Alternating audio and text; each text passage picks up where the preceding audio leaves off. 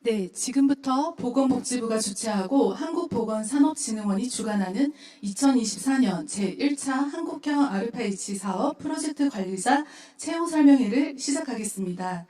저는 오늘 사회를 맡은 한국보건산업진흥원 RFH 프로젝트 추진단의 김주현 책임연구원입니다.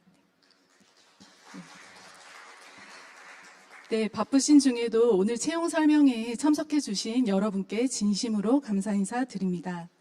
네, 그럼 행사의 첫 순서로 한국형 RFH 프로젝트 사업이 시작될 수 있도록 힘써 주신 보건복지부 정은영 보건산업정책국장님의 개회사가 있겠습니다. 네, 많은 힘찬 박수로 환영해 주시길 바랍니다.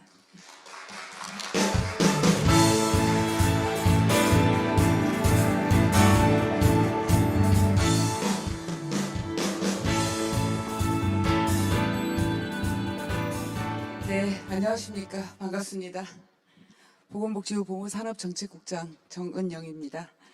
바쁘신 와중에도 카르파이츠 PM 채용 설명회에 참석해 주신 모든 분들께, 그리고 온라인에 접속해 주신 모든 분들께 감사의 말씀을 드립니다.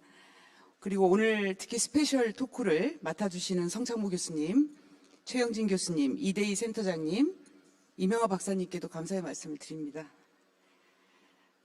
그리고 오늘 채용 설명회를 준비해 주신 우리 카르파이츠의 추진단장이신 성경 단장님과 카르파이츠 추진단 직원 여러분, 그리고 추진단을 실질적으로 잘 운영될 수 있도록 지지하고 응원해 주실 우리 차순도 한국보건산업진흥원장님께도 감사의 말씀을 드립니다.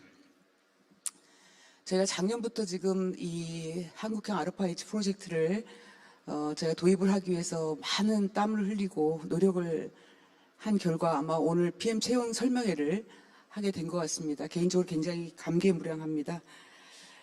카르파이츠 프로젝트는 가장 시급히 해결이 필요한 국가 보건 난제를 선정하고 난제 해결을 위한 도전적 혁신적인 R&D를 지원하는 사업으로 실패 용인, 신속 절차, 다분야 연계가 그 특징이라 할 것입니다. 카르파이츠 사업을 처음 기획할 때부터 기존 R&D 사업의 틀을 깨기 위해서 많은 고민을 했습니다.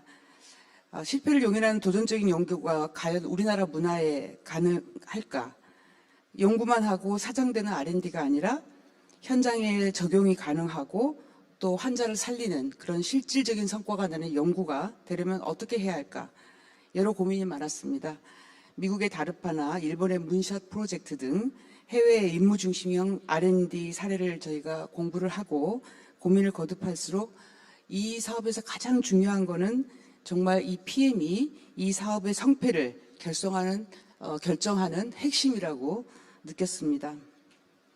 이와 같은 카르파이츠를 운영할 PM의 인재상을 한번 정리를 해보자면, 첫째, 연구자들이 실패를 용인하는 도전적인 연구를 하려면 PM부터 도전적인 자세를 가지고 강력한 비전을 연구자들에게 제시하며 단계별 성과 목표를 달성할 수 있도록 이끌 수 있어야 합니다. 둘째, 환경 변화에 신속하고 유연하게 대응하여 최적의 선택이 최상의 결과물을 만들어낼 수 있도록 PM은 민첩하고 효과적인 의사결정 역량을 가져야 합니다. 셋째, 다분야 연계입니다. PM은 프로젝트 목표 달성을 위해 어떤 기술을 사용할지, 각각의 연구 개발 과제를 어떻게 선정하고 조합할지, 여러 분야를 연계해서 최종 결과물을 만들어내는 방법을 고민하고 결정하고 리드해 가야 할 것입니다. 다방면의 연구를 이해하고 고민하기 위해서는 호기심과 커뮤니케이션 능력이 필수적이라고 할 것입니다. 마지막으로 연구를 위한 연구가 아니라 활용되는 연구를 하기 위해서는 PM이 프로젝트의 최종 목표를 뚜렷하게 이해하고 성과 활용 단계까지 연구의 전주기에 대해서 깊은 고민과 연구를 책임지고 이끌어 나가야 할 것입니다. 아마 우리나라에서 보건의료 분야에서는 아마 처음으로 시작되는 도전 혁신적 R&D 사업인 만큼 카르파이츠 프로젝트가 국민 건강을 근본적으로 개선하는 성공 사례를 만들어내기를 기대하고 있습니다. 또한 그 성공 사례를 바탕으로 카르파이츠의 시즌2가 진행되고 최종적으로는 카르파이츠와 같은 혁신 도전적 연구가 제도적으로 자리가 잘 정착이 된다면은 우리가 이 프로젝트를 통해서 노벨상도 나올 수 있고 또 한국이 초고도 초격차 기술 확보도 가능하고 또 세상을 바꾸는 국민의 삶에 큰 변화를 가져올 수도 있을 것이라 생각을 합니다. 카르파 H 프로젝트가 성과를 낼 수 있도록 우리 부에서도 꾸준히 관심을 가지고 적극적으로 지원해 나가도록 하겠습니다. 연구자, 기업가, 의료인, 현재 직업과 직책, 전공을 가리지 않고 역량 있는 많은 분들의 지원을 기다리고 있겠습니다. 다시 한번 오늘 설명회에 참석해 주신 모든 분들께 감사의 말씀을 드립니다. 감사합니다.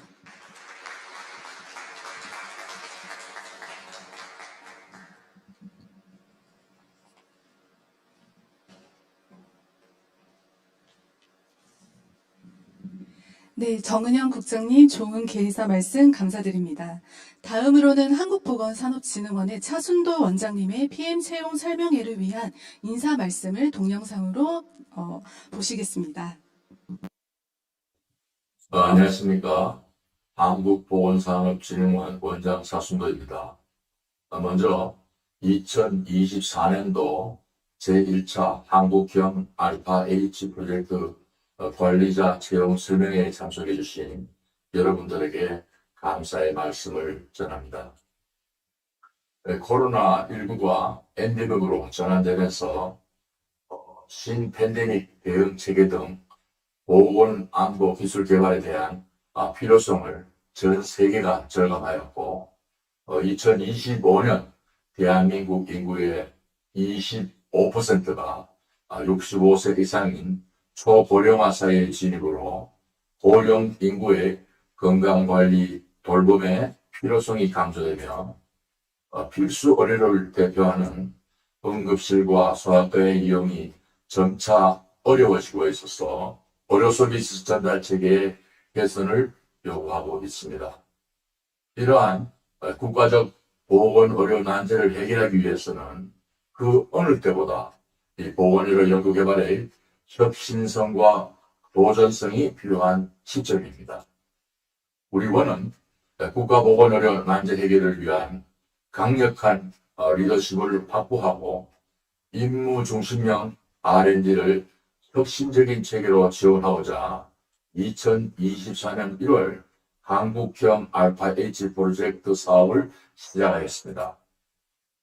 한국형 알파 H 프로젝트의 핵심은 그동안의 연구개발 방식에서 탈피해서 보다 혁신적이고 도전적인 시각을 가진 프로젝트 관리자의 역할이라고 할 수 있습니다.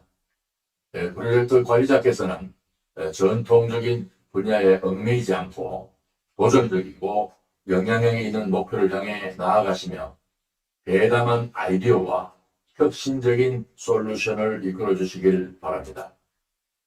보건의료 R&D 혁신체계 수립을 위해서는 보건의료에 국한되지 않은 다양한 분야의 최고 전문가분들의 초융합적인 기획 및 관리가 필요합니다.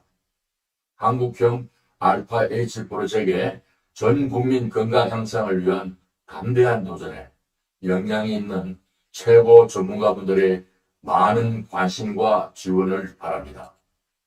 한국형 알파 H PM 채용에 관심을 가지시고 참석해 주신 모든 분들께 다시 한번 감사를 드리며 아무쪼록 오늘 이 채용 설명회가 유익한 시간이 되시기를 기대합니다. 감사합니다. 네, 감사합니다. 네, 이어서 지난 2월 15일 한국형 아르파 H 프로젝트 단장님으로 임명되신 성경 추진 단장님께서 추진단이 바라는 PM 인재상에 대해 발표를 해주시겠습니다. 네, 성경 추진 단장님 단상 위로 모시겠습니다.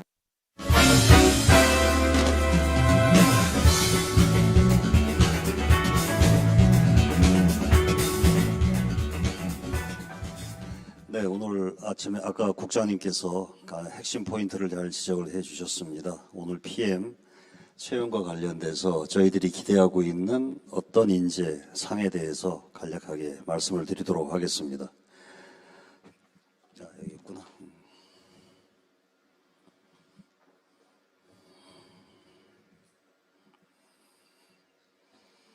자, 그걸로. 오케이. 한국형 알파 H, 카르파 H라고도 표현되고 있습니다. 이거의 기본 방향은 말 그대로 전 국민의 건강 향상을 위한 담대한 도전인데, 기본적으로 국민의 보건안보, 국가의 보건안보를 위협하는 난제를 발굴을 하고 정의를 통해서 발굴을 하고 그것을 해결하기 위한 담대한 사업 계획을 추진하는 것이 목표가 되겠습니다.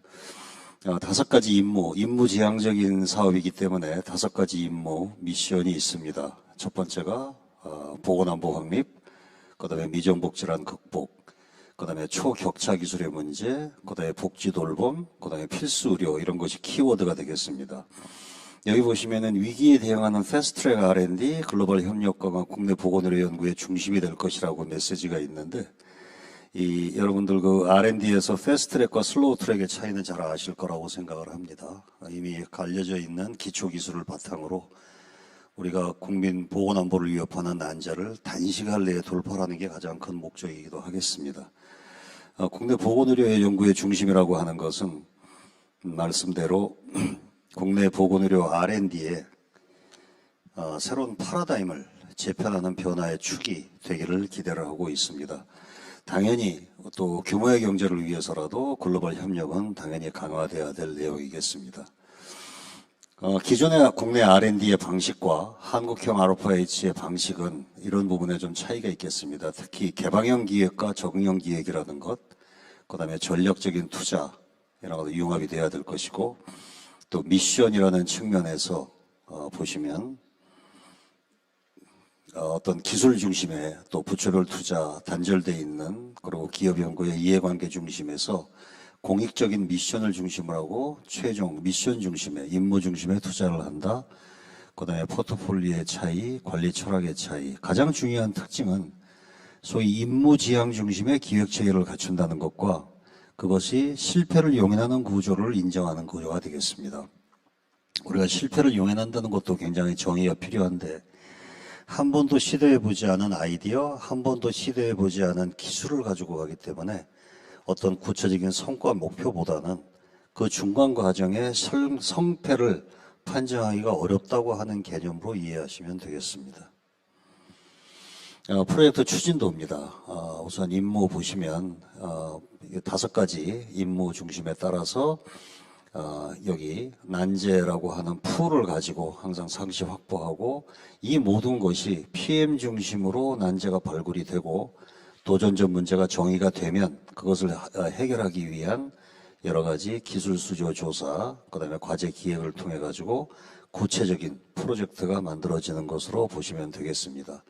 그래서 여기 대체적인 예시도 이렇게 나와 있기는 하는데요. 도전적인 문제가 무엇이냐는 정의, 그리고 그것을 해결하기 위한 과제라는 것의 예시로 나와 있습니다.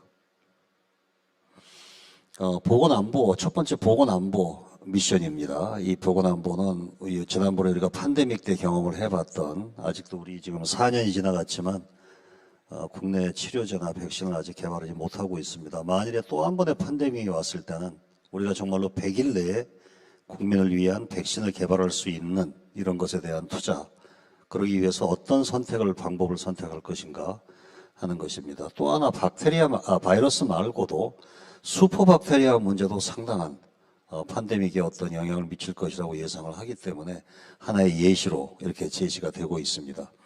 미정복지라는 역시 우리의 근본적으로 극복을 해야 될 암이라든가 또 희귀난치성, 또 통증, 이런 것들이 하나의 프로젝트로 예시가 되고 있었습니다.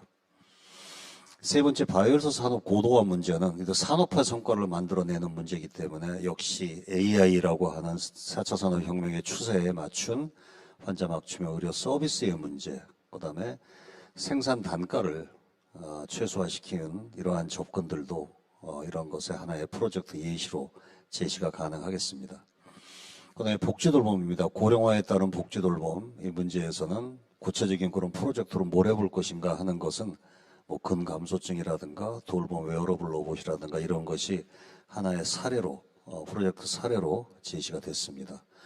마지막에 필수 의료입니다. 대한민국에서는 이 필수 의료 문제가 정말로 국민의 보건 안보를 위협할 수준까지 이르렀다는 생각이 듭니다. 그것을 갖다가 RFIH 프로젝트로 어떻게 해결해 볼 것인가 하는 건데, 이것에 대한 프로젝트 예시가 이런 초거대한 멀티모달 AI 기반의 닥터 파트너 서비스라든가 통합 플랫폼 문제, 이런 것으로서 예시가 되겠다고 하겠습니다.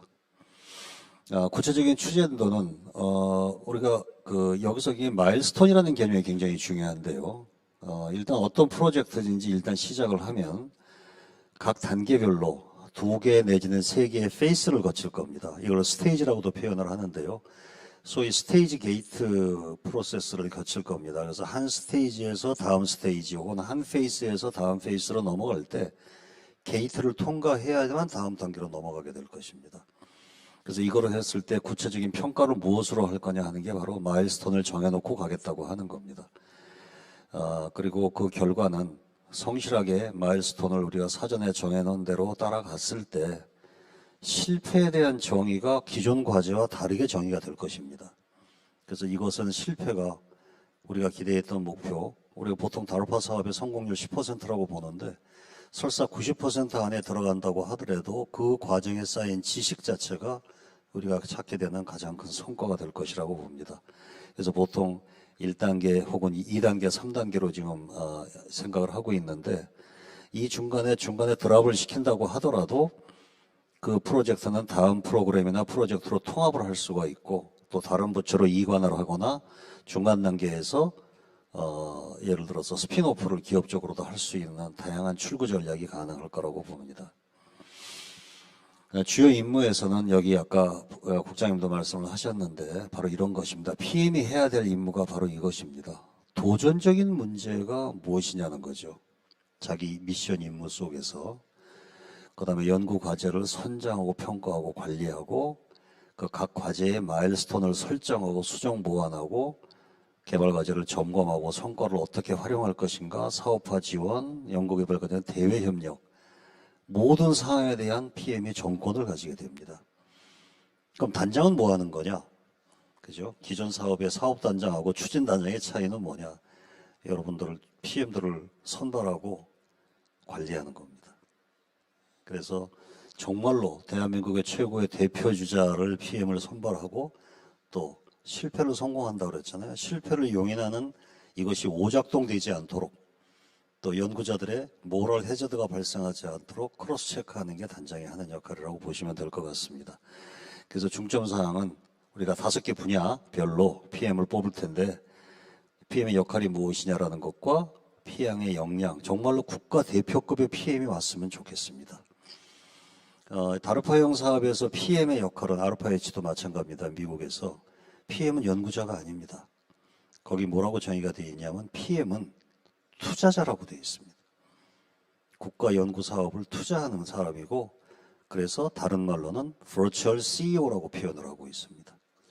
기존의 사업단장이나 사업의 PM들은 본인 연구, 본인 진료 하시는 일 하시면서 사업을 관리하면서 과제의 세부 과제 한두 개를 자기가 운영하거나 이런 구조로 갔다면 이 PM은 그런 PM하고 다릅니다. 자세한 거는 오늘 우리가 일부러 전문가들을 모시고 톡쇼를 구성을 했습니다. 거기서 경험을 통해서 미국 다르파 사업을 실제로 참여했던 전문가, 국내 PM 프로젝트에 참여했던 전문가들의 의견을 들으시면 개념이 조금 더 구체화되실 거라고 생각을 합니다. 그래서 말씀드린 대로 PM에게는 강력한 권한이 주어집니다. 아마 우리 기존의 대형 사업단의 사업단장 같은 권한이 주어지실 겁니다. 오픈 이노베이션, 전권 부여, 권한에 대한 자율적인 견제 이런 것들은 추진단에서 관리할 내용이라고 봅니다. 그러나 한국 아르파에서 문제 정의, 문제를 정확하게 정의를 해야 되고 우리가 뭐를 도전할 것인가에 대한 목표를 제시해야 되고 임무형 프로젝트라고 하는 것의 개념, 그다음에 기술 격차를 어떻게 극복할 것인가 이것이 정의와 도전이고 접근 방식과 임팩트, 프로젝트 운영 방식 이런 것들이 확실히 다른 기존의 사업들과 차별화될 수밖에 없는 것이 바로 PM에게 전권을 부여하기 때문에 그렇다는 걸로 이해하시면 되겠습니다. PM에게 필요한 역량은 뭐 이런 것들이 전문 역량으로 필요할 거라고 봅니다.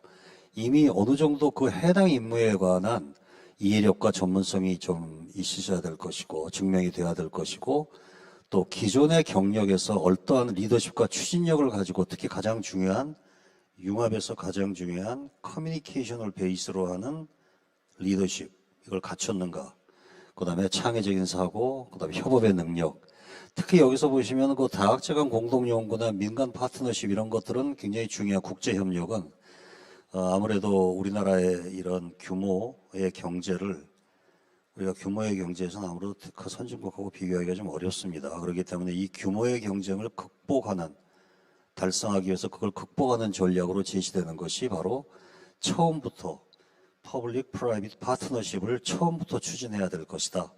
보통의 경우는 국가 R&D가 끝나고 나면 민간 R&D가 뒤에서 받는 리네아한 형상이라면 이건 PPP 전략이 필요하고 특히 글로벌 공조가 반드시 필요하다. 이런 개념이 되겠습니다. 이러한 대한 이해도를 가지고 자기 분야의 미션에서 도전적인 사업을 해보겠다라고 제시를 해주셔야 되고, 당연히 있어야 될 투명성과 도전성. 저는 개인적으로 PM의 역량 중에서 가장 중요한 것은 소통 능력이라고 생각을 합니다. 다양한 학제, 산하연병관, MD, PhD 융합, 이 모든 것에서 모든 것을 끌고 가는 것이 혁신으로 이루어지려면 거기에 반드시 갈등이 존재합니다. 그 갈등을 어떻게 효과적으로 극복하느냐가 혁신의 가장 기본적인 역량이라고 생각하고, 그거를 분야별로 리드하실 PM 선생님들이 가지셔야 될 가장 큰 역량은 유연하고 애자일하는 커뮤니케이션 능력이 제일 중요하다고 생각을 합니다. 미국 RFIH의 프로그램 주제별로 보면은 이런 것들이 이렇게 있습니다. 상당히 재미있죠. 이걸 갖고 같은 필드에서 경쟁할 수도 있고, 우리만의 기술을 가지고 헌신 참여할 수도 있고, 아니면 한국적인 도전 문제를 새롭게 정의해서 또 새롭게 갈 수도 있을 거라고 생각을 합니다. 네, 이상입니다. 감사합니다.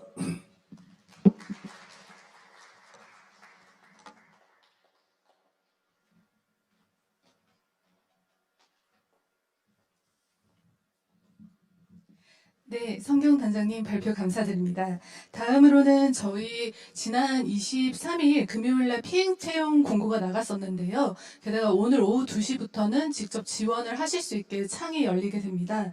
그래서 PM 채용 절차와 그다음에 지원하실 때 어떤 유의사항에 대해서 발표가 진행되도록 하겠습니다. 먼저 첫 번째 채용 절차 관련된 발표는 한국보건산업진흥원 RFIH 프로젝트 추진단의 박성호 센터장님께서 해주시겠습니다. 네, 센터장님 모시겠습니다. 네, 반갑습니다. 다시 인사드리겠습니다. 추진단 총괄지원 TF센터장 박성호입니다. 반갑습니다.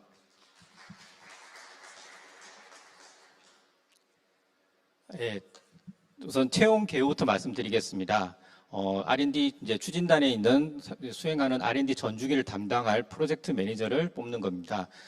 채용 유형은 제한 경쟁이고 임무 1에서 4에 해당되는 보건 안보 확립, 미종복 질환 극복, 바이오헬스 혁신, 보건복지 돌봄 개선 분야에서 각 1명씩 해서 뽑습니다. 근무지는 서울이고요.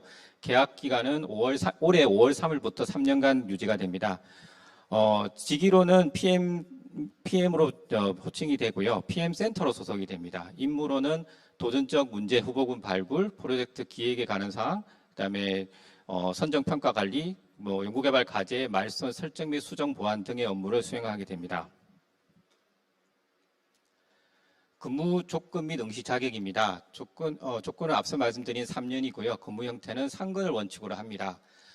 겸직이 필요하다고 인정되는 경우에 이해관계 상충이 없고 PM 업무에 지장이 주지 않는 범위 내에서 주당 2일 이내로 겸직을 가능하도록 하고 있습니다.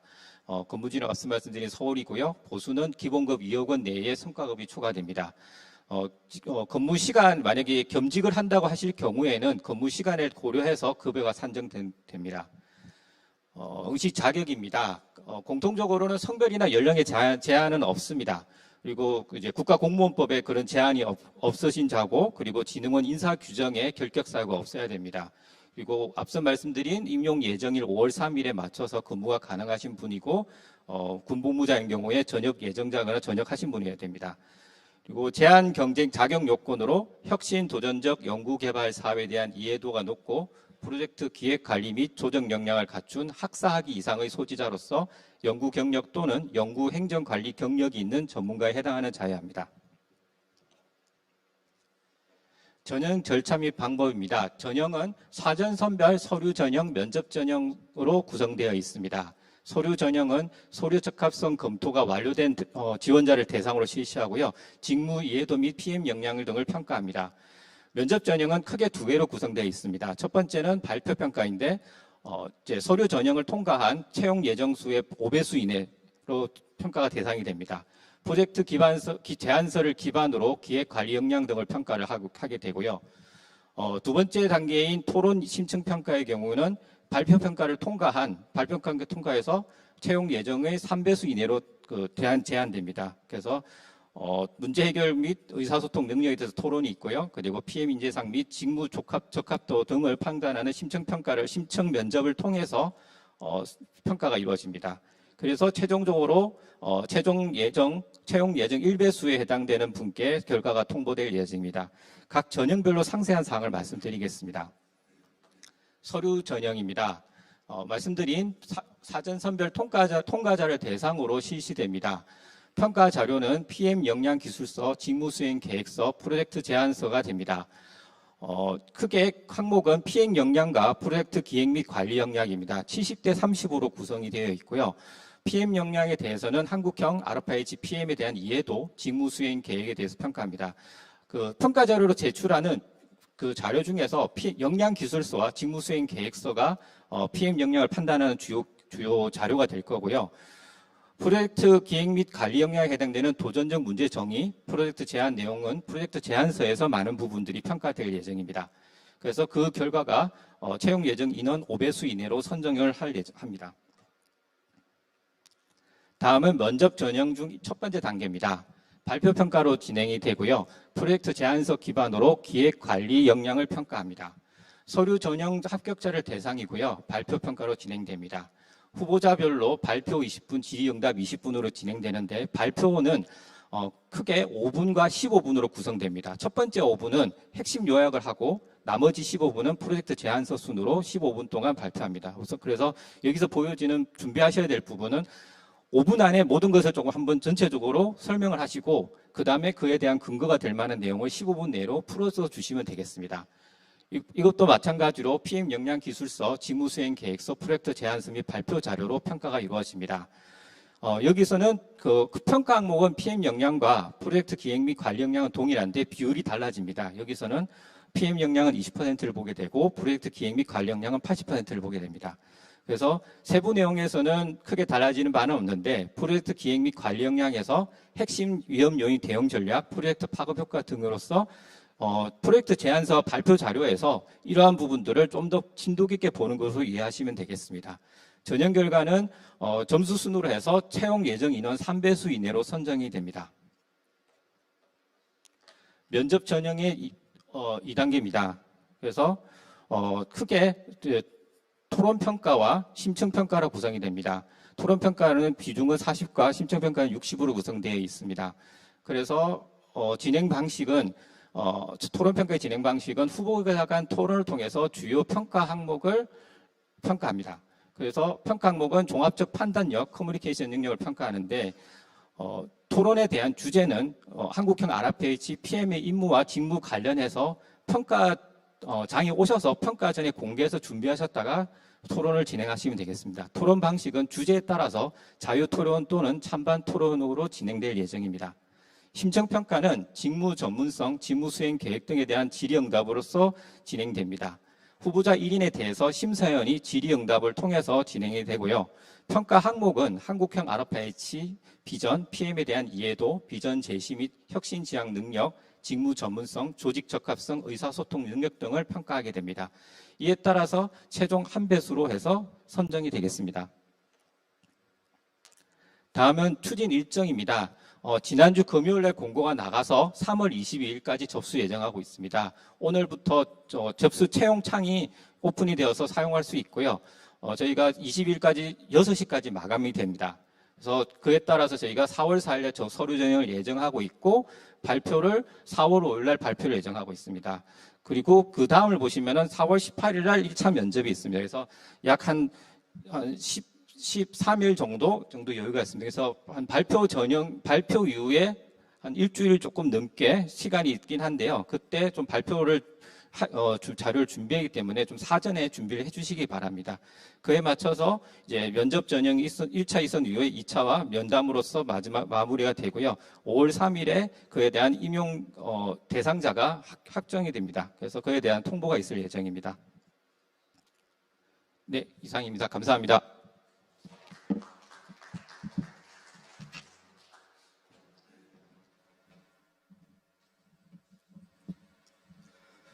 네, 반갑습니다. 저는 본 PM 채용의 실무를 운영하고 있는 인사바른이라는 회사의 채용 컨설팅 사업 본부장 이정민입니다. 이번 PM 채용에 지원하시는 지원자분들께서 블라인드 채용과 관련한 부분에서 조금 생소함이 있으실 것 같아서 지원을 하실 때 어떤 점을 주의하셔야 하는지 간략하게 설명을 좀 드리고자 합니다.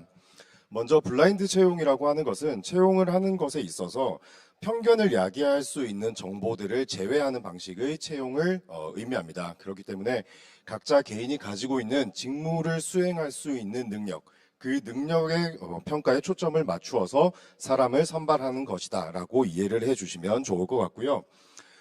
블라인드 채용에는 지금 보시는 것과 같은 이러한 형태가 있습니다. 그런데 저희가 이번 PM 채용에 적용하고 있는 방식은 제가 이렇게 빨간색 테두리 해놓은 요 두 가지 방식이 적용이 됩니다. 서류 전형에서는 지원하시는 모든 분들께서 블라인드 입사 지원서를 작성을 해 주셔야 되겠고, 면접 전형에서는 블라인드 면접이라고 하는 형태의 면접으로 진행이 되겠습니다. 그래서 서류 전형과 면접 전형에 있어서 어떻게 적용이 될 수 있는지 제가 간략하게 예시를 함께 보면서 말씀을 드리겠습니다. 이렇게 블라인드 채용을 강조하는 이유가 공공기관에서는 직원분들을 채용할 때에 이렇게 블라인드 방식의 채용을 따라야만 하는 법령이 있습니다. 그렇기 때문에 우수한 지원자분들께서 블라인드 사항을 위배하심으로 인해서 불이익을 받는 일이 없게끔 하고자 이렇게 말씀을 드리고 있습니다. 네, 먼저 입사 지원이 지금 시작이 되었습니다. 그래서 온라인으로 입사 지원서를 저희가 접수를 받고 있는데, 처음에 이렇게 로그인 하시면 지금 보시는 화면이 나올 겁니다. 그런데 이때 제가 빨간색 박스를 쳐놓은 것을 보시면 간혹 가다 보면 학교의 이메일을 사용하시는 분들이 계십니다. 뭐 학교에 재직 중이실 수도 있고 기타 사유로 그 학교 도메인을 사용을 하시는데, 가급적이 아니라 이렇게 학교명이 들어간 이메일 주소를 사용하시게 되면 당연 탈락 사유가 될 수 있습니다. 그렇기 때문에 저희가 어떤 학교에서 재직 중이신지 또는 어떤 학교를 졸업하셨는지 알 수 없게끔 개인 이메일을 반드시 사용을 해 주시기 부탁드리겠고요. 네, 그리고 이제 학력과 관련한 부분인데, 지금 보시는 화면에서 여기 구분이라고 하면 학사, 전문 학사 뭐 이런 식으로 이제 내가 취득한 학위를 선택하실 수 있게끔 되어 있습니다. 그런데 여기 전공명이라고 되어 있는 빨간색 박스안을 보시면, 이 전공명은 지원하시는 지원자분들께서 타이핑해서 직접 작성을 하시는 영역입니다. 그렇기 때문에 예를 들어 제가 경영학과를 졸업했다라고 하면 전공에다가는 경영학이라고 작성을 하셔야 되는데, 굳이 서울대 경영학이라고 쓰실 필요는 전혀 없습니다. 그렇기 때문에 이 전공명에는 순수하게 해당 전공만을 작성을 해 주시기를 부탁을 드리겠습니다. 네, 다음은 경력과 관련한 부분인데요.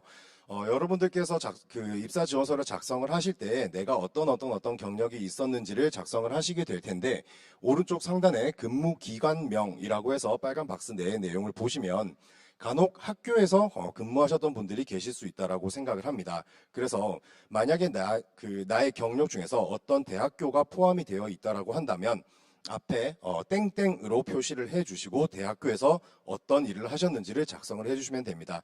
예를 들어 어떤 기업에서 근무하셨다라고 한다면 그 기업명을 작성하시는 것은 관계가 없습니다만, 학교의 경우, 대학교에서 근무하셨던 경력의 경우에는 학교명이 드러나지 않고 땡땡 대학교 이렇게 작성을 해주셔야 되고, 대학교까지 땡땡땡을 해버리시면 저희가 어디서 근무하셨는지 자체를 알 수가 없게 됩니다. 그렇기 때문에 땡땡 대학교에서 어떤 업무를 하셨는지를 작성을 해주시면 되겠습니다. 자, 그리고 입사지원서 웹에서 작성을 하시고 나면 지금 보시는 것과 같은 첨부 파일들을 다운로드 받으실 수가 있습니다. 여기에서 다운로드를 받으신 이후에 여러분들께서 직접 작성을 하셔서 PDF로 변환하신 후에 다시 이 채용 시스템에 업로드 해주시는 방식을 취하고 있는데요. 한 가지 당부드리고 싶은 것은 미리 요 파일을 작성을 하시기 위해서 지금 이미 작성을 시작하신 분들이 있다라고 알고 있습니다. 그런데 저희가 오늘 14시를 기준으로 이 채용 시스템이 오픈이 되었고요.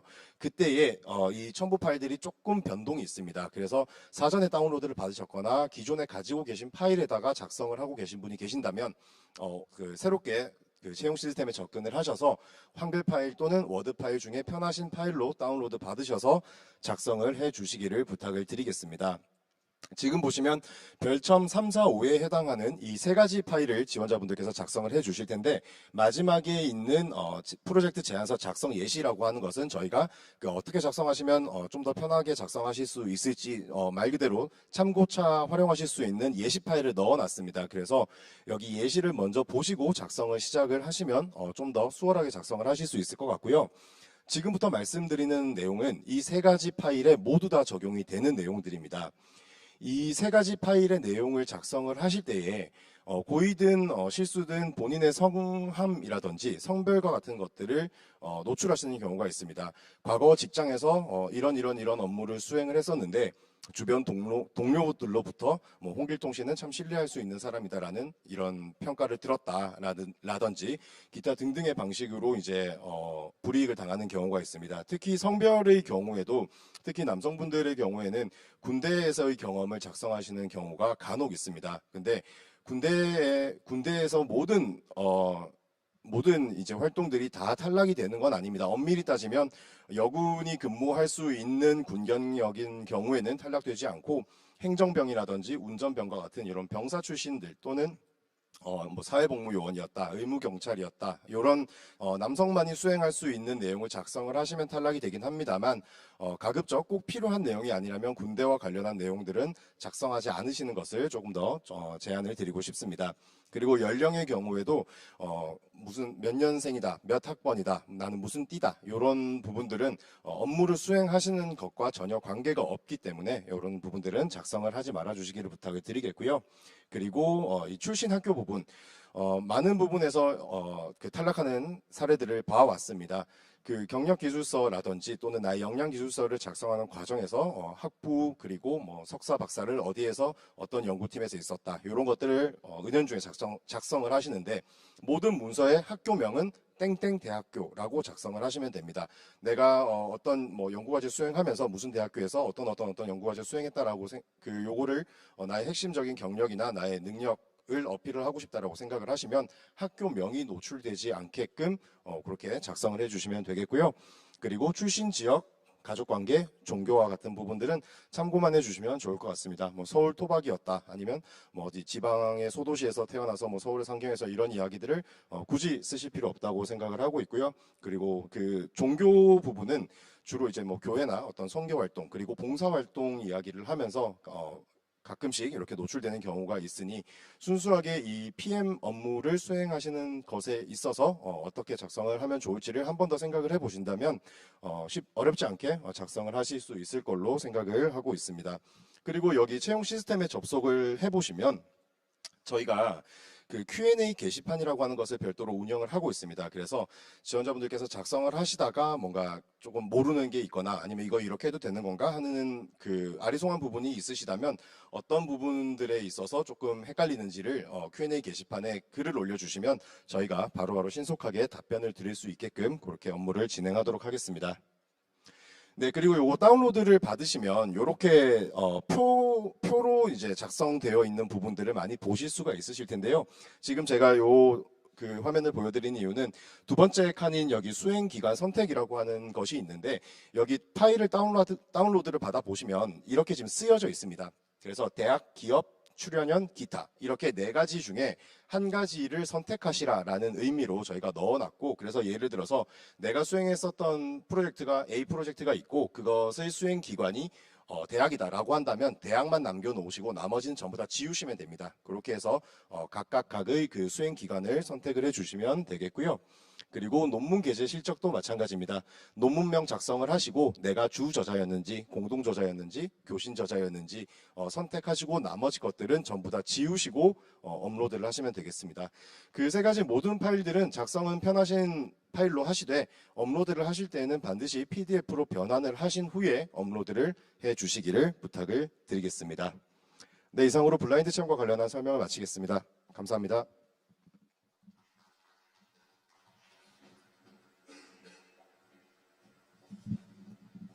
네, 아마 평소에 지원하시던 방식과 익숙하지 않아서 블라인드 채용 방법에 조금 많이 어려움이 있으실 텐데요. 아까 이정민 인사발은 본부장님께서 얘기해 주신 것처럼 Q&A 질문에 이렇게 남겨주시면 실시간으로 아마 답변을 달아주실 것 같고요. 오늘 이 자료들은 저희가 일주일 뒤에 진흥원 유튜브 채널에 업로드를 할 예정이라서 혹시 참고하고 싶은 분이 있으면 다시 한번 시청을 하시는 것도 추천을 드리겠습니다. 네, 그럼 저희가 지금까지 이제 PPT 발표를 많이 진행을 했는데요. 이어서는 각 분야의 패널분들을 모시고 PM의 역할에 대한 서로 간의 재원을 하는 시간을 가져보고자 합니다. 그래서 한국형 아르파-H 프로젝트의 PM이라면 어떠한 역할들을 해야 되고 또는 연구자들이 PM에게 어떠한 부분을 기대하는지 이런 부분들의 얘기를 나누는 시간을 가져보도록 하겠습니다. 저희가 좀 패널분들이 많아서 잠깐 무대 위에 의자를 세팅을 해야 돼서요. 한 2분가량 잠깐 정돈하는 시간을 가지도록 하겠습니다.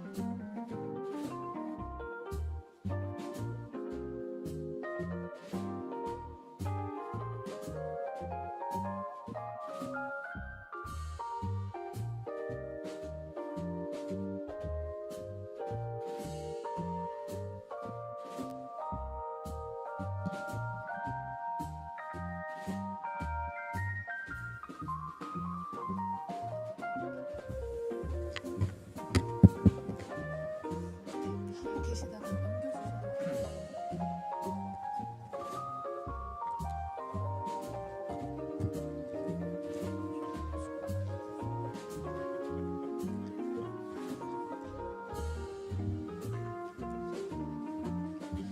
예, 안녕하세요. 오늘 채용 설명의 메인인 스페셜 토크를 이제 시작해 볼까 합니다.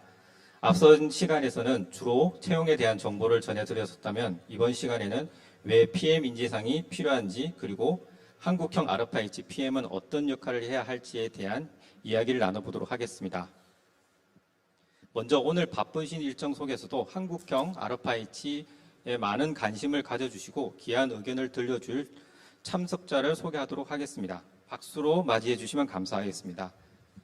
먼저 미국 다르파에서 연구자로 수행 경험이 있으시고 과기정통부 국가과학난제 도전 지원단장을 역임하시며 PM에 대한 인사이트를 가지고 계신 고려대학교 성창모 특임 교수님입니다.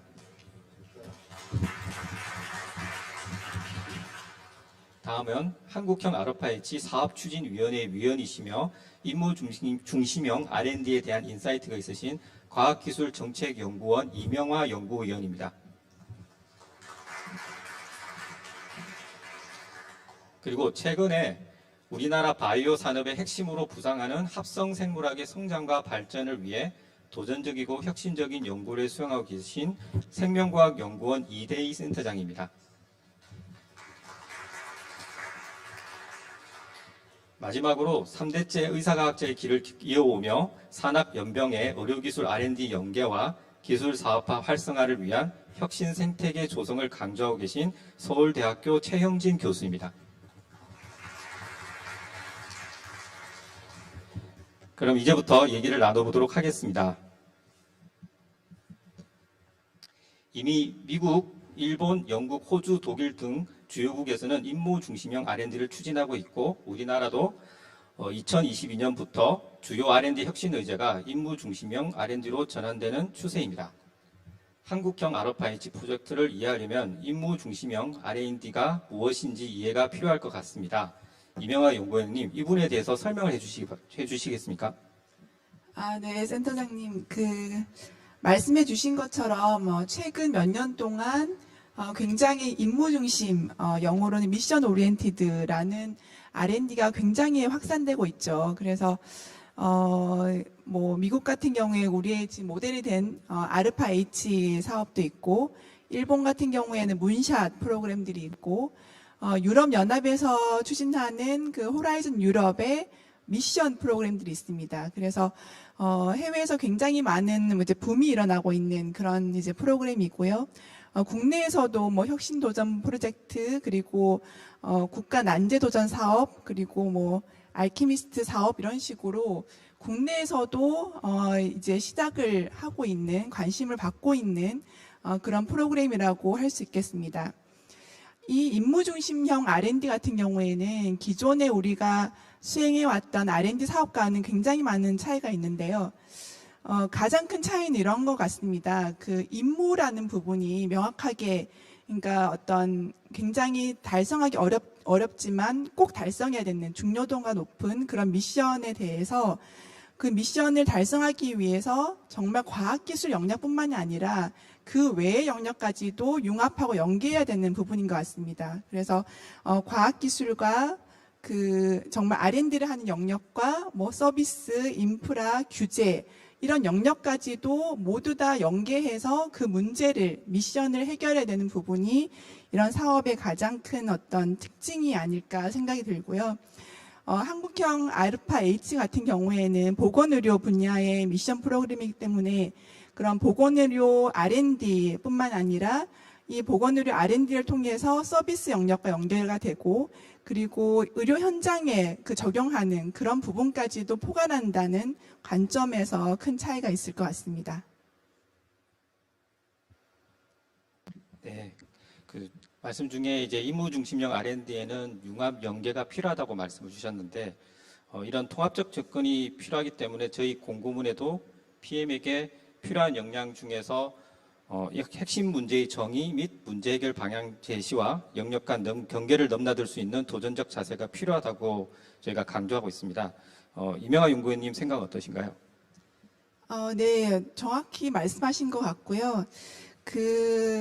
지금 한국형 아르파-H의 그 모델이 됐던 그 다르파 사업 같은 경우에는 다르파의 PM 분이 말씀하셨던 부분인데 PM은 반드시 밖으로 나가서 사람들을 만나고 상황을 파악하고 있어야 된다 이런 말을 하셨다고 하더라고요.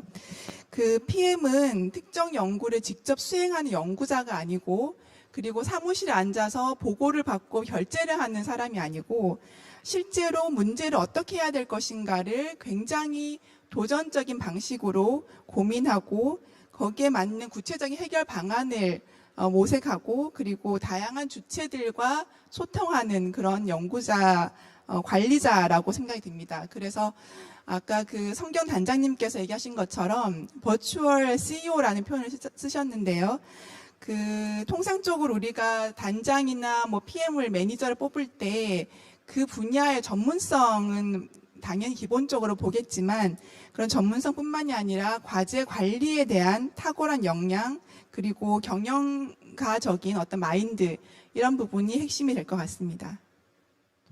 네, 지금 이명하 의원님께서 이제 그런 예시로서 미국 다르파를 얘기해 주셨는데 직접 다르파에서 연구자로 몸담고 계셨던 성창모 교수님의 의견을 여쭙도록 하겠습니다.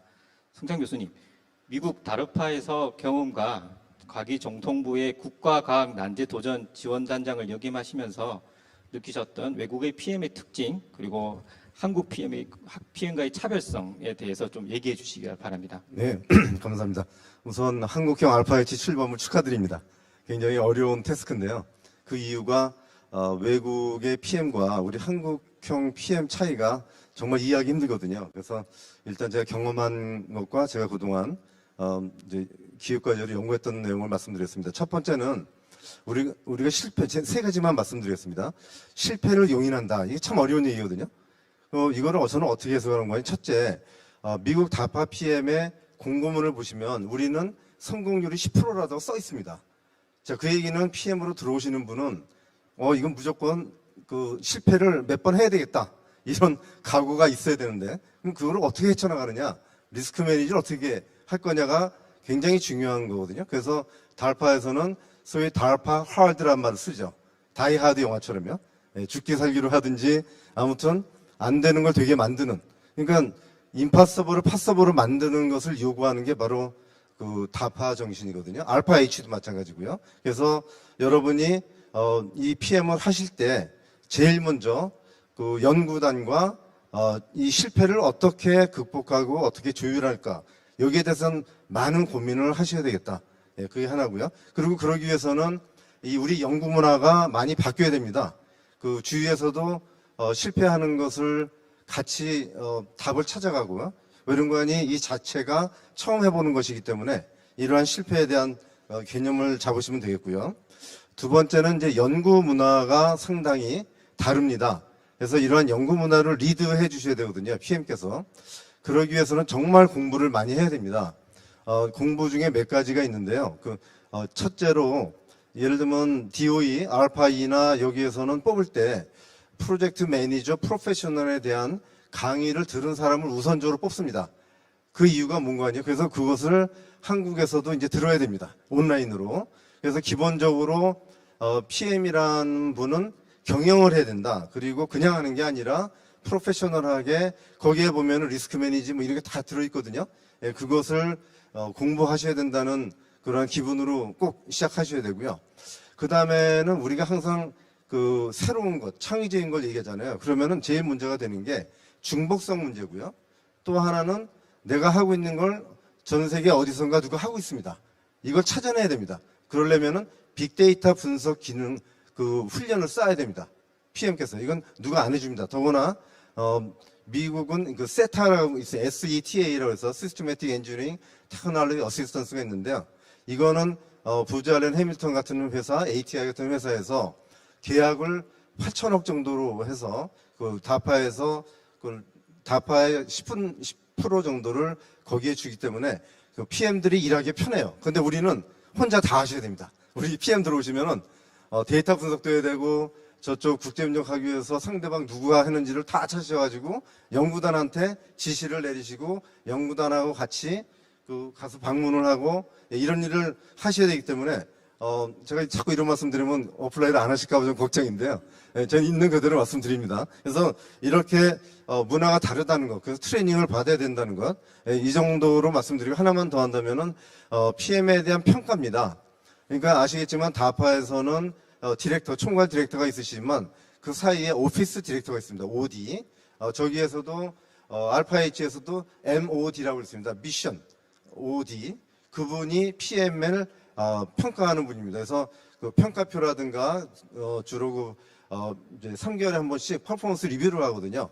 그러면 그걸 다 기록으로 남기고 그리고 서로 공정하게 그리고 실패했을 경우에 이거 실패가 일을 잘못해서가 일을 잘못한 게 아니라 연구가 잘 안 됐기 때문에 그러기 때문에요. 그래서 여기를 어떻게 돌파할 것인가 해서 실패가 아닙니다. 그걸 두려워하지 마시고 해보시면은 마지막으로 미국에서 PM을 하면 한 20만 불 정도를 받지만 그걸 끝나고 다음 커리어는 어마어마한 점프를 합니다.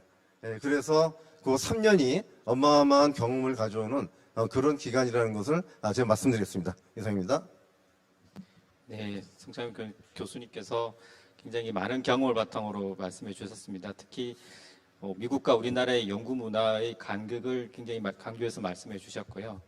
특히 우리나라는 실패가 용인되지 않고 이제 기획 단계부터 연구 목표를 달성할 수 있는 것을 설정하고 좀 안전하게 R&D를 수행하는 것으로 많이 좀 진행되어 왔던 것 같습니다. 그렇다면 최근에 바이오 산업의 핵심으로 부상하고 있는 합성 생물학 분야에서는 좀 통상적인 연구의 틀을 깨고 도전 혁신적 R&D를 수행하고 있는데 수행하고 계신 이제 이대희 센터장님께서는 실제로 느끼신 좀 애로사항이 있을 것 같습니다. 혹시 우리가 돌파해야 될 한계점이 무엇이라고 생각하십니까? 네, 제가 국내에서 많이 연구하고 있지 않은 합성생물학을 연구하고 있어서 여기 이 자리에 온 것 같은데요. 철저히 연구자 입장에서 좀 말씀을 드리고 싶어요. 사실 제 개인적인 주된 연구 주제는 국내에서 잘 하지 않는 차세대 의료용 미생물을 합성생물학 기술로 개발하고 있거든요. 근데 기술 개발뿐만 아니라 뭐 규제라든지 여러 가지 제도적인 우리나라 연구 문화 환경 때문에 받는 제약도 상당히 많거든요. 그래서 그런 경험을 바탕으로 해서 이 한국형 알파-H가 성공적으로 사업 수행이 되기 위해서는 정말 PM의 역할이 굉장히 중요하다고 생각하는데 이런 도전적인 연구를 하고 있는 연구자 입장에서 PM에게 바라는 부분을 제가 좀 정리를 해서 말씀을 드리겠습니다. 뭐 어느 분야나 마찬가지겠지만 우리나라는 고위험, 고수익형 R&D를 수행할 때는 항상 그 필요한 지원을 받기가 어렵죠. 왜냐하면 실패할 확률이 높으니까 지원 여부도 굉장히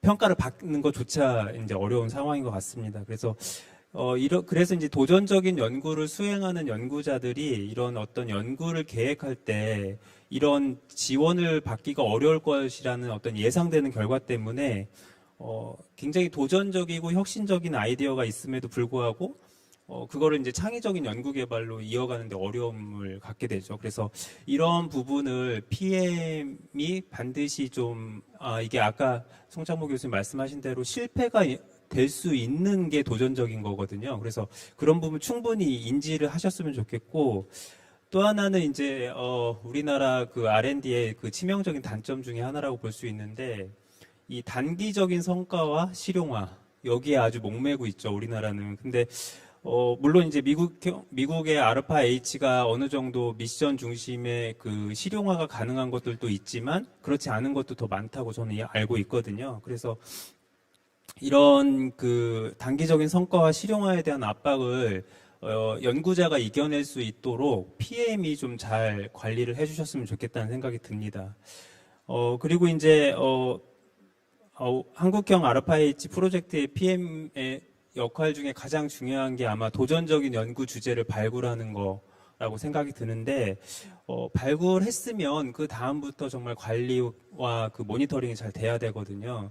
그래서 어느 정도 좀 시간도 좀 여유 있게 주셔야 되고, 충분히 이게 도전적이고 해볼 만한 가치가 있다는 어떤 결과를 도출할 수 있는 여유를 주셔야 되는데, 앞서 말씀드린 것 같이 그런 단기적인 성과와 실용화 압박에 의해서도 그냥 조기에 이렇게 종료돼 버리는 아쉬운 프로젝트들이 많아질까 봐 좀 걱정이 됩니다. 그래서 이런 부분 좀 잘 그 PM께서 연구 프로젝트에 필요한 자원이나 이런 그 지식 공유 네트워크 같은 걸 잘 하셔서 제 생각에는 이러한 그 도전적인 과제들이 그냥 사장되는 것이 아니라, 앞서 제가 그 자료에서도 본 것 같은데 다른 과제로 연계되거나 아니면 후속 어떤 그 과제로 이어질 수 있도록 좀 도와주셨으면 좋겠어요.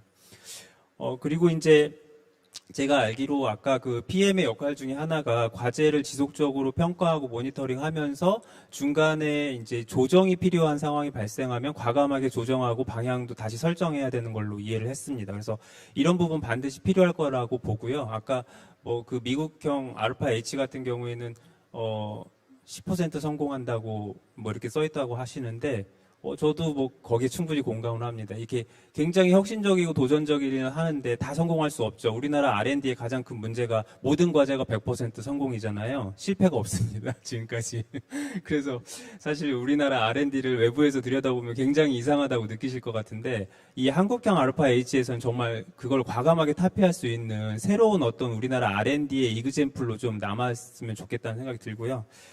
끝으로 이제 제가 생각하기에 한국형 RFIH 프로젝트의 성공의 관건은 이 PM을 정말 잘 뽑아서 PM이 원래 이 사업이 추구하는 방향의 역할을 제대로 해주시는 거라고 생각이 들어요. 그래서 단순히 프로젝트의 관리자로서 기능을 넘어서서 이 혁신적 연구자들이 잠재력을 최대한 발휘할 수 있도록 충분히 지원해 주시고 또 그들이 하는 연구가 사회적 경제적으로 어떠한 영향을 끼치는지에 대해서도 항상 염두에 두시고 그것이 앞으로 우리 사회를 어떻게 변모시킬 것인가를 연구자들과 끊임없이 커뮤니케이션 하셔야 될 것 같아요. 그것이 이제 동기부여가 되고 또 더 도전적이고 더 혁신적인 일을 할 수 있게 이렇게 선순환을 만들어 주실 것 같거든요.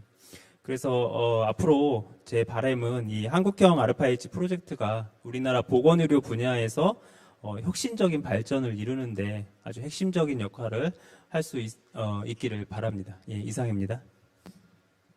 네, 이대희 선생님께서는 실제 현장에서 연구자가 겪는 어려움을 말씀해 주셨습니다. 이번에 지원할 PM분들께서는 그러한 부분들을 정부와 연구자 그리고 그 외 이해관계자를 대상으로 어떻게 설득하고 나아갈지에 대해서 좀 고민할 수 있는 부분으로 이해됩니다. 마지막으로 오래 기다리셨습니다. 서울대학교 최영진 교수님께서 의사과학자로서 보건의료 R&D의 생리를 고려했을 때 PM분들께 기대하는 부분이 있으시면 말씀해 주십시오. 예, 좋은 기회 감사드립니다.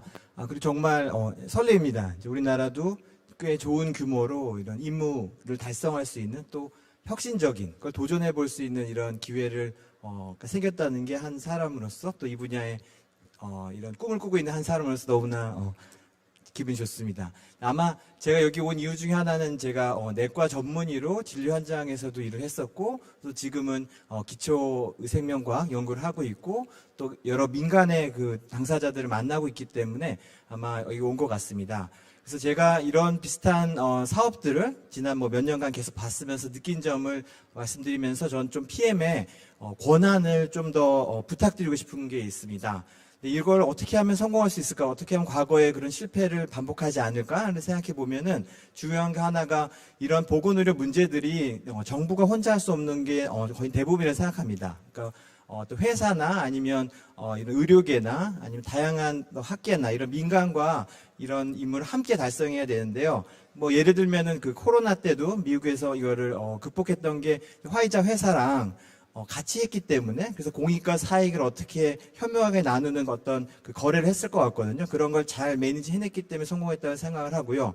그래서 우리도 이런 걸 잘 하려면은 이 PM이 권한이 커야 될 것 같아요. 그래서 이걸 만약 운영을 했을 때 이게 중간 과정이나 끝에 어떻게 그 성과물들이 그 여러 민간에게도 돌아갈 수 있는지 선순환의 생태계를 만들어주지 않으면 이게 잘 협조가 안 될 것 같습니다. 그래서 더 구체적으로 말씀드리면 이게 만약 몇 개의 팀으로 함께 어떤 일을 한다고 하면은 이제 회사는 자기가 이익을 언제 어떻게 가져갈 수 있는지를 잘 알 수 있어야 되고 또 의료계도 자신이 이걸 함으로써 언제 어떤 보람이나 아니면 그 자기가 하고 싶은 일을 이룰 수 있는지 알아야 되고 또 학계에서도 이걸 참여했을 때 자기는 언제 어떻게 자기의 어떤 학문적 성과를 할 수 있는지 이 모든 거에 이해 당사자들의 그 이해 상충을 다 조율해내서 모든 사람이 힘차게 같이 할 수 있는 그런 이런 구조를 만들어야 되는데요. 제가 과거에 느꼈을 때는 이런 걸 권한을 만들려고 할 때 정부에서 약간 관료주의적으로 뭔 못한다, 뭔 절대 못한다, 이런 걸 너무 많이 걸면은 아마 PM이 이제 할 수가 없을 것 같아요. 그래서 부디 이번에는 PM에게 강력한 권한을 주셔서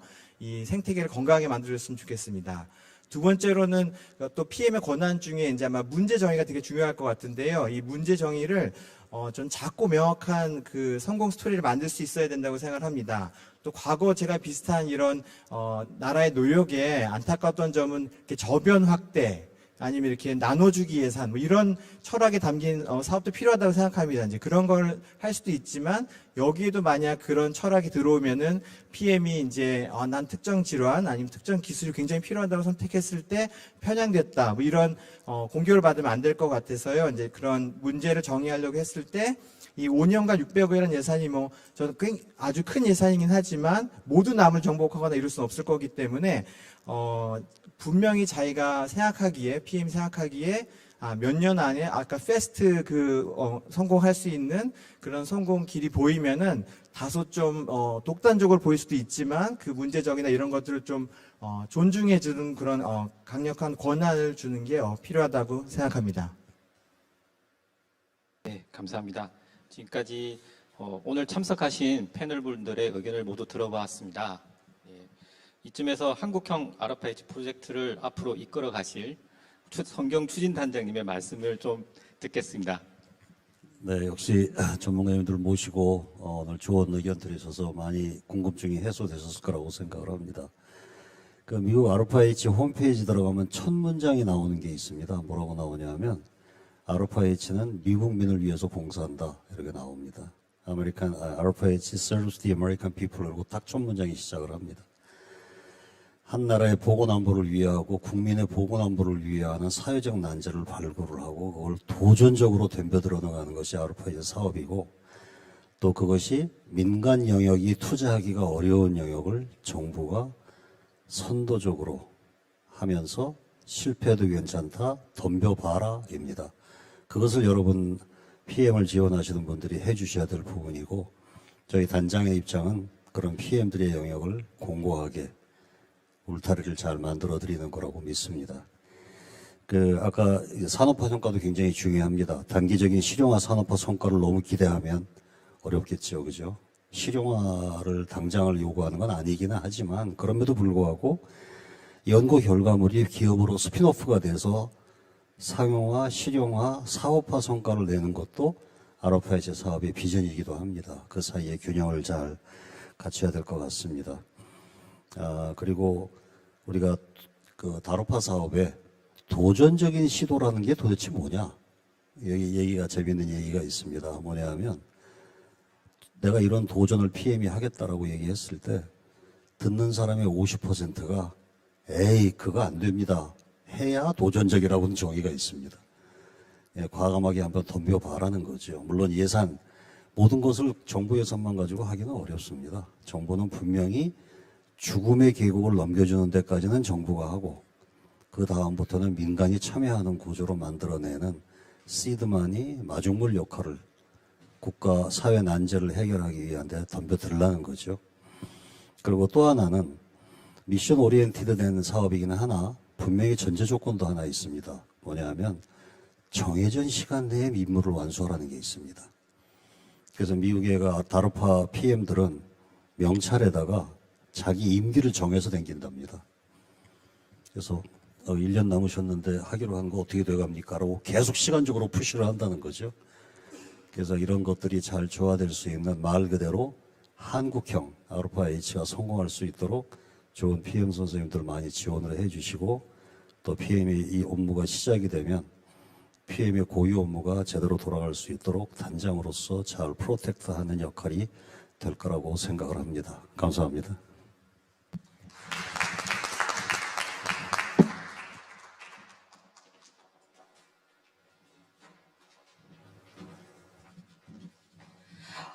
네. 느끼셨을지 모르겠지만 저희가 거의 질의응답 시간을 30분 가량 이제 소요를 했는데요. 정말 많은 관심과 의견을 주셔서 감사합니다. 오늘 질의해 주셨던 내용 중에 예산이나 어떤 법률적인 부분은 저희가 중장기적으로 해소해야 할 부분인 것 같아서 그거는 계속 많은 분들의 얘기를 들어가며 풀어갈 예정이고요. 다만 아까 말씀하셨던 프로젝트 제안서의 작성 방법이라든지 또는 채용 절차 그리고 어떤 PM의 근무 조건에 대해서는 저희가 FAQ를 작성을 하여서 업로드를 할 예정이오니 궁금하신 부분들을 많이 문의해 주시길 부탁드리겠습니다. 이제 저희가 거의 마칠 시간이 다 되어서요. 이제, 마무리 멘트를 하도록 하겠습니다. 저희 채용 공고가 3월 22일 금요일 오후 6시까지 그 지원창이 열려 있습니다. 그래서 관심 있으신 분들께서는 정말 많은 숙고와 어떤 고민을 담으신 지원서를 제출해 주시길 부탁드리고요. PM 채용에 역량 있고 도전적인 분들이 많이 지원하실 수 있도록 부탁드리겠습니다. 그럼 이것으로 2024년 제1차 한국형 아르파 H 프로젝트 PM 채용 설명회를 마치겠습니다. 감사합니다.